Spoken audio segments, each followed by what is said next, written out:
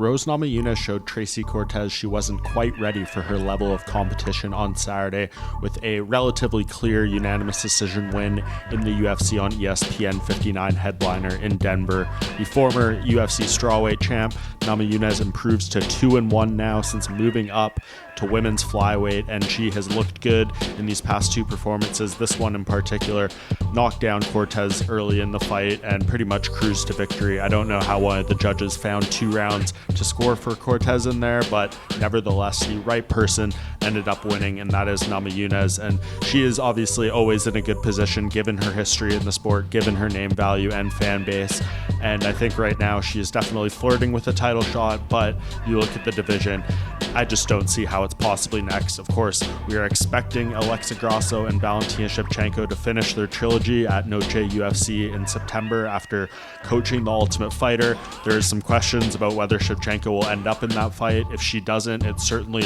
has to be Manon Fiorot. She has earned her shot. She has beat Namajunas. She has beat Erin Blanchfield and plenty of others. She has dibs on the next shot. If Valentina Shevchenko isn't taking that, or the winner of that trilogy fight, she has to be next. So that leaves Namajunas, I think, kind of right back where she started coming into this situation. She was supposed to fight Maycee Barber on this card, and I think you have to revisit that fight now. It makes all the sense in the world given where they're at, given the fact they were supposed to fight. I know Namajunas might not love that because she probably doesn't feel like this win against Cortez does much for her in that case, but it's the right fight to be made. The only question is Maycee Barber's health. She detailed some pretty serious things that she was going through that led to her pulling out of this fight. We don't know where her health status stands and whether or not she's able to get back in there in a time frame that would work for the division, work for Namajunas. So that would be the only thing that I think would preclude this fight on Barber's end.